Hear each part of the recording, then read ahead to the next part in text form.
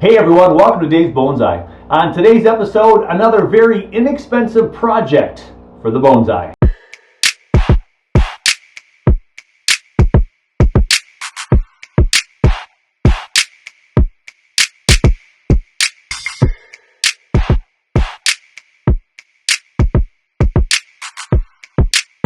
It's always great to have some friends that really support your hobby in ways that they don't even imagine they're going to support you. In this case, a good friend of mine was working in a project at his home and he had some leftover materials. So that got me thinking and got my mind spinning a bit, and it was time for a craft. We start in the garage today. The polar vortex is upon us. Not a whole lot to do on a weekend like this when the temperature never gets above zero. I got some recycled countertop from a friend of mine who didn't need the inside piece. This is now where he reaches into his utility sink. So little Formica kind of top. So I want to make a turntable. So I'm going to cut off the holes that he used to drill out his shape, and I'm going to make a turntable for the trees. A little bit heavy duty one, nice and thick. So I got to cut some angles to it. So I made my measurements. Now I just have to go to town and cut it.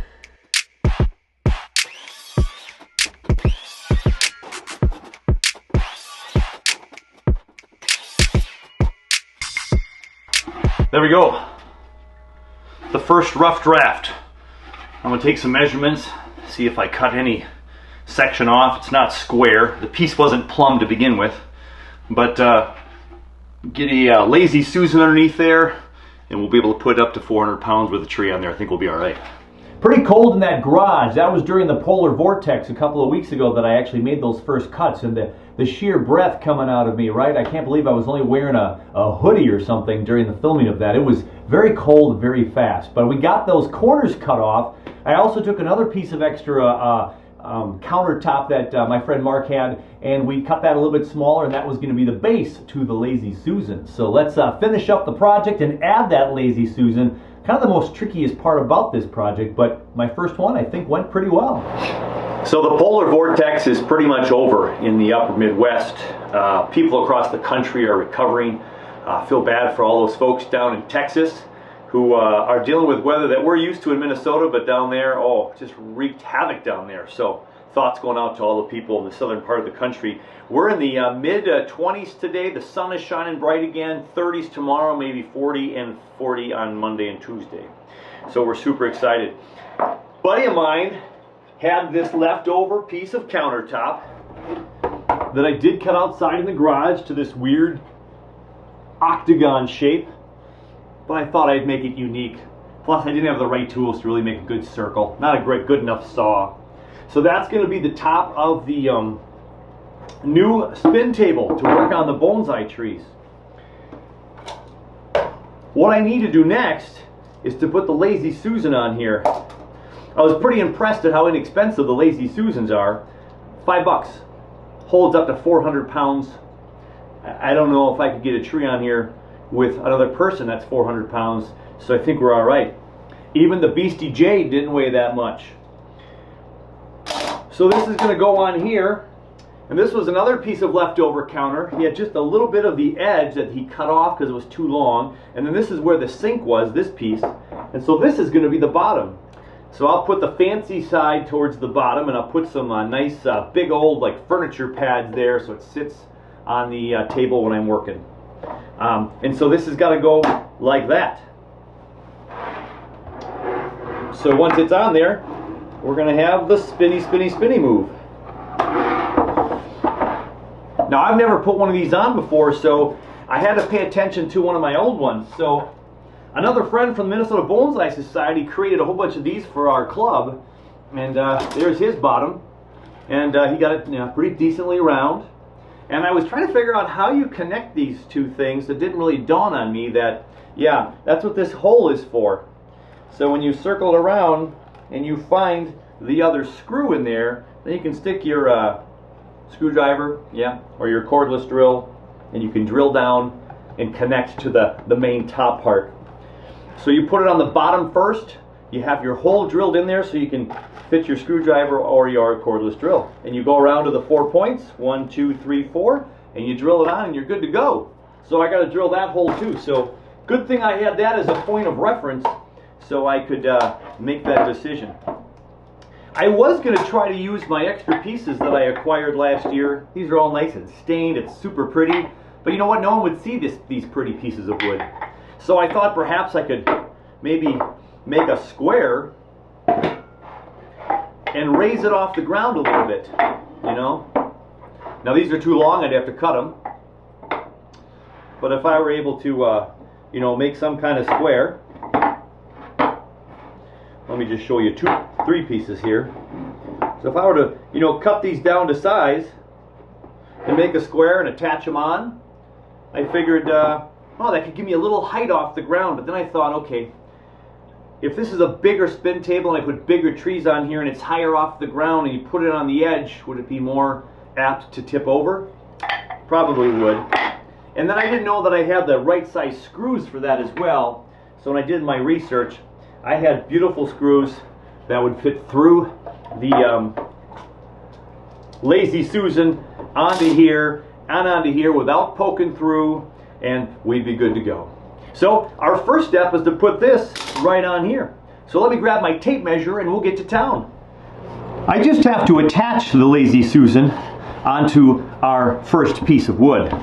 Now I could probably guess, just put it right about there, and it would probably be pretty balanced.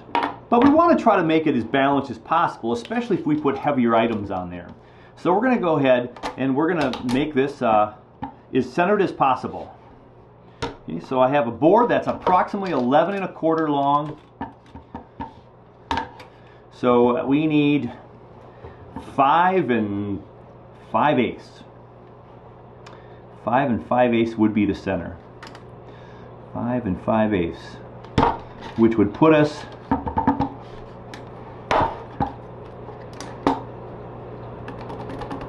right about here. I have a pen and a pencil and it's not working too well. There we go. 5 5/8. If I measure down here 5 5/8, there we go. And if I put these two corners on 5 5/8 and 5 5/8, that would be pretty good. I can't find that one because it's, yeah, I didn't make it perfectly, of course, the distance it needed to be. So now we have to measure 5 5/8 this way. 5 5/8, somewhere right about there. And 5 5/8 somewhere about here.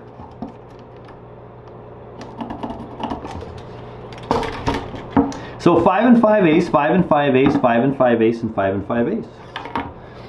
So that's approximately where it's going to go. As far as left to right, I know the placement there.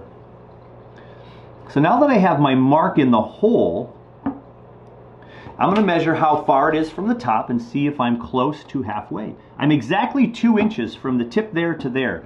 2 inches. So this has to be 2 inches, and it's only 1. So we're going to have to move it up to about there. 1 1/2. I probably jiggled it. 1 1/2. 1 1/8. So a little bit further. So I'm going to go ahead and make my mark a little bit higher here so I can kind of see where 5 5/8 is. There we go. And again, this doesn't have to be perfect, but I think the more balanced, the better. Especially if we have heavier weight.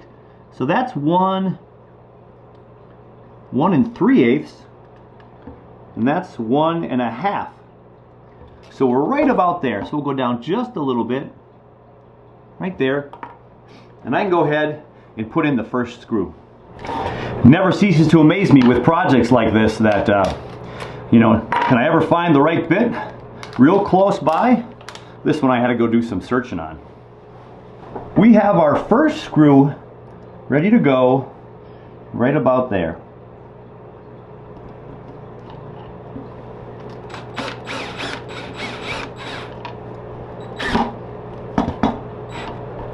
Come on.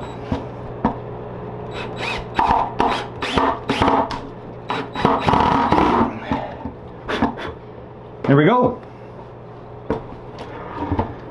Number 1 is in. Let's give it another measure. We're at 1 1/2.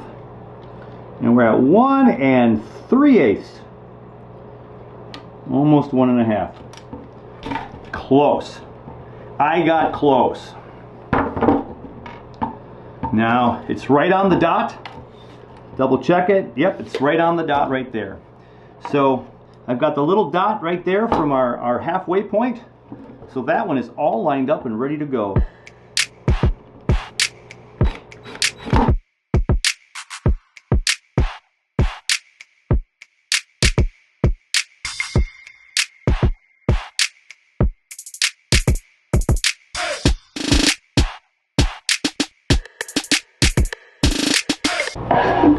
So there we have our Lazy Suzan attached to the first one. But now you remember, I have to drill a hole in here somewhere so we can drill these onto the other side. So I'm going to have to make my mark, and then I'm going to have to make sure I drill a big enough hole. So here's what I'll do. I'll make it so I have this mark here, right? And then I'm going to go ahead and drill that hole. As I put it right about here,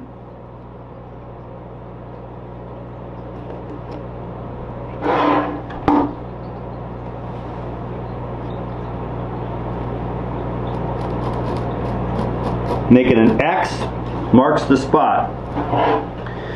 So I just drew an X here,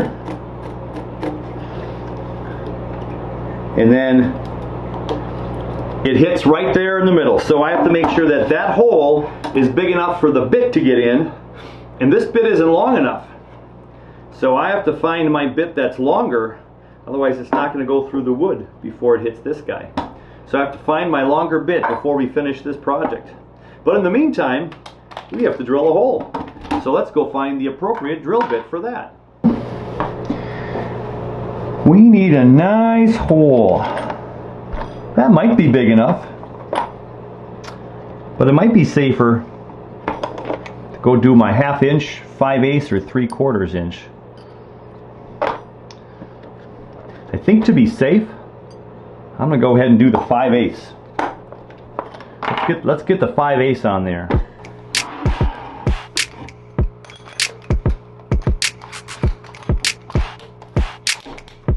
There, I have a piece of wood under there in case I get too fast through that.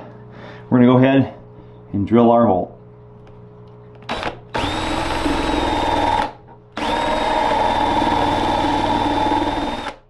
And make sure my bit's on there tightly. Seems a little wobbly. Here we go, let's finish it up.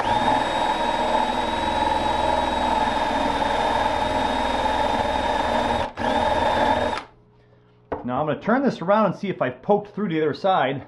I did, because I want this side to be a little bit prettier, so I'm going to make sure it...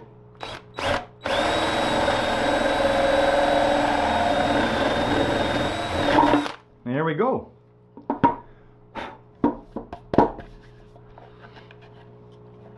So now, when we get to there, we can stick our drill on through here. Our drill will come through like that and be able to drill the piece on right there. All right. And then when you spin the table, you go drill the other one on. And you spin the table and you drill the other one on. You spin the table and you drill the other one on. Okay, I think we have a hole that's big enough. Now I have to find the right size bit.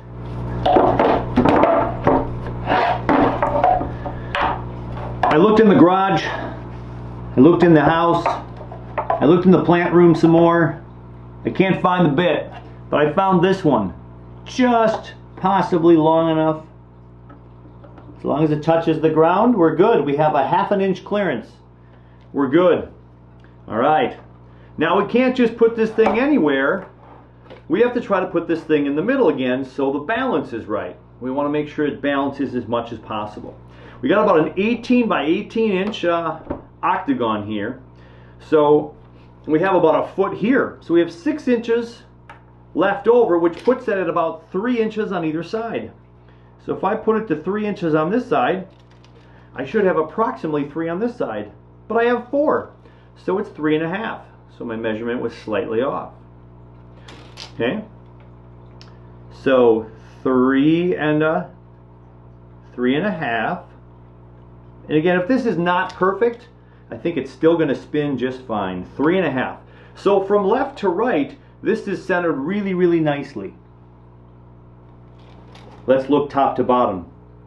Look at that, 3.5. How lucky was that? And 3 3/4. So we have to move this up just a little bit forward. Let's try it again. No, that was too much. I got 3 3 3/4 exactly. 3 3/4, maybe just a 1/16 beyond. So right now it's there where it has to be there. Let's look back on this way.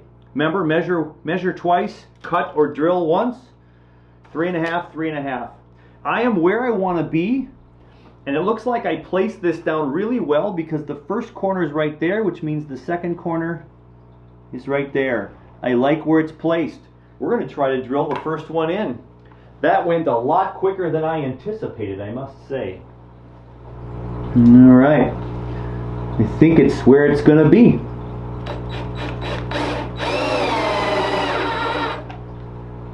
All right. That went eerily too smooth. I'm a little nervous. Let's get the next one in there. I got one shot to go straight down. This is where it's nice to have a little light. There we go.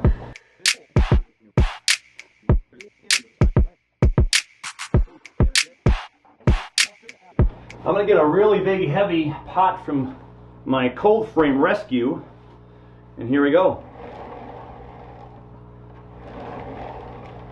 It seems to work.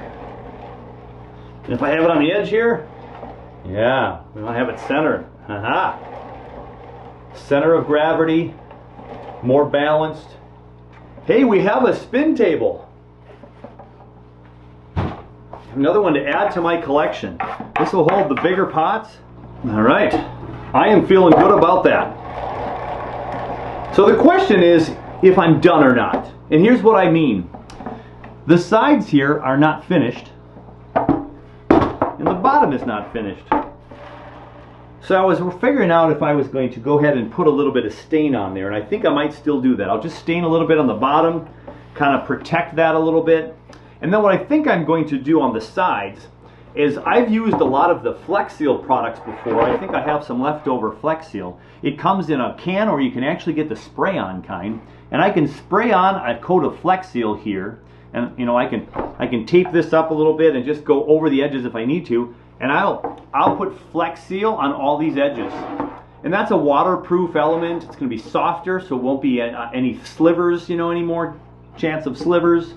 So I'm going to put some Flex Seal around the corners. I'm not sure if I have any left over here now. I'd have to maybe go shopping for some more. But that'll be the last step. We'll go investigate that and try to finish this guy up.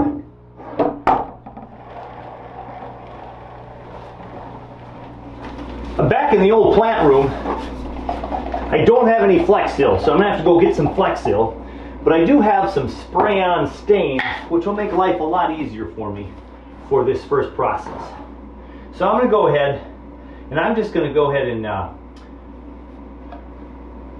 make a protection layer over where I don't want the stain to go. So right along the edge with a doubled up paper towel, so I don't go and cover up this bottom part.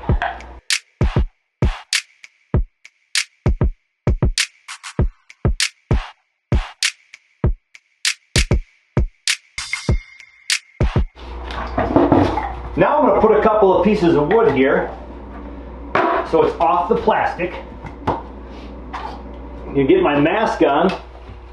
Got plenty of masks around these days, don't we?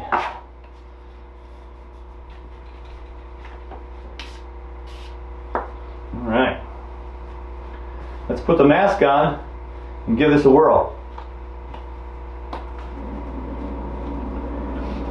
Now I'm in my plant room, which has a window, the old plant room, which is going to be the game room for the kids. I can crack a window open here, close the French doors, and I won't have to worry about fumes all through the house and a lack of circulation. So I'm just going to spin this a little bit and get each section. I'm just going to try to make sure that I don't spray, I don't want to spray in towards the ball bearings. Okay. And then I'll go to the other side of the octagon. And this is just going to give it a little layer of protection from water that drips around the edges. And even though I didn't get as close to the ball bearings as I'd like, this will be just fine. Just a little extra bit of protection. I'm sure this will last me a dozen years or more.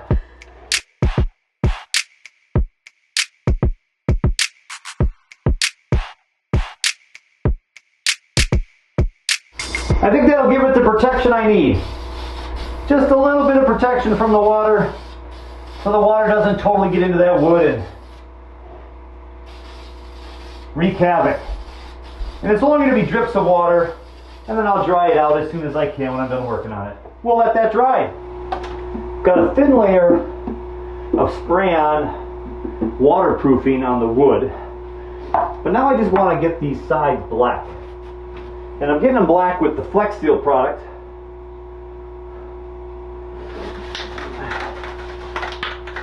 So it'll be a nice little black rim around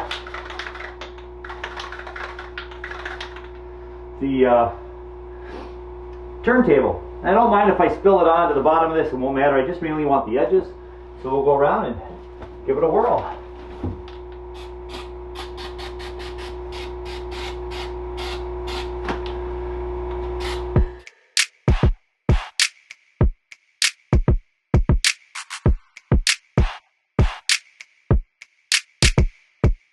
Get this off my hand so it doesn't stay permanent stain, and we'll let that dry.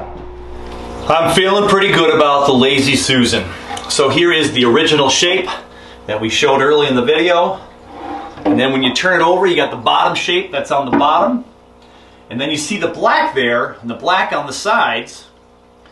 I was able to use the Flex Seal product to spray around the sides, and I ended up getting a lot of the bottoms too, so I just kept spraying more of that bottom there for more protection, so if water drips down here, it won't get down deep into the exposed wood way underneath. And it spins like a charm. Hey, let's get a tree on there, huh? So this is the tree that I'm taking care of for a Minnesota Bonsai Society member. He's been in Ecuador for the last few months, and so I've been taking care of his tree. And this isn't even a big tree, but we'll get it on there and we can see the tree in its glory. The Lazy Suzan is doing its job. Yeah, sweet. My friend's got a lot of work to do on this tree. I haven't touched it. I've just kept it alive in the plant room. There you have it. Another project in the middle of winter, so I'm all set for the massive spring season that is just around the corner. So when I'm filming this, it is the 21st of February. We are a week from March. Oh my gosh, spring fever, bonsai fever as I like to call it, is hit me pretty hard. So I got to get through this work week, and I'm going into work 4 days this week with the students. It's going to be an interesting week.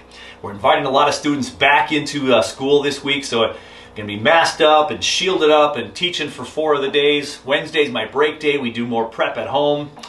We'll see how that goes. I might need a lot of bonsai work next weekend after a stressful week. We'll see. On today's update, it's the cabin cold frame, the garage cold frame. How are things after the cabin cold frame quit on me a couple days ago? It's time to go check the cabin cold frame. So the sun is gloriously out again, but the polar vortex is pretty much gone.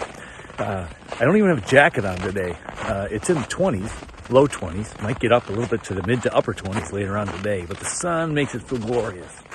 But it's time now to go check the cabin cold frame because I haven't checked it for about 24 hours, and I want to make sure that everything's going well. So my Govee says it's about 44 degrees or so in here, 45. It's been hovering around that for about 24 hours now, really consistently, so it kind of makes me a little nervous, but that's also a good sign. Let's open her up and check it out. All right. did put the blue spruce back in. I put the larch back in. And here we go. Feels pretty good in here. So I put a couple of the trees back in. I got my juniper in. We got a couple of trees that I put back up there. All my cotoneasters are in here. Some more junipers down here. And the Gobi, 45 degrees with 48% humidity. It's been that way for a long time.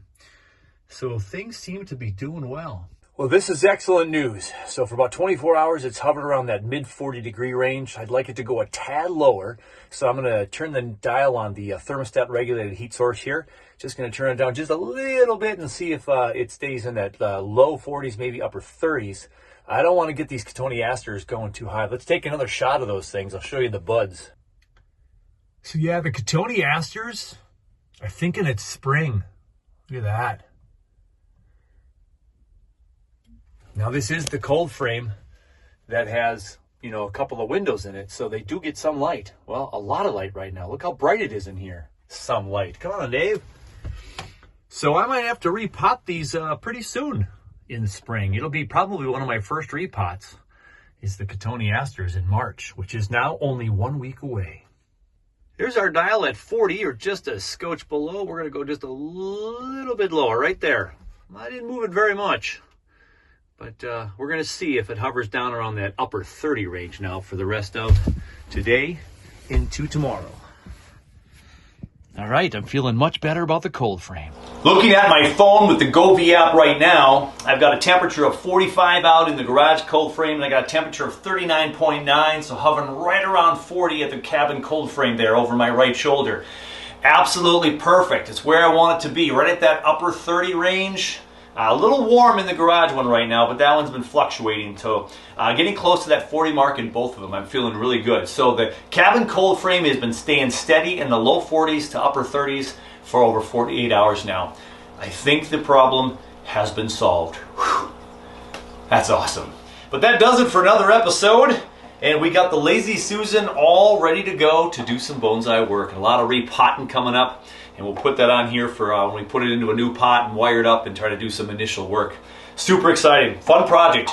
And I think it turned out pretty nice. I'm pretty pleased with it. Hey, take care of your bonsai, and we will catch you on the next show, everybody. Take care.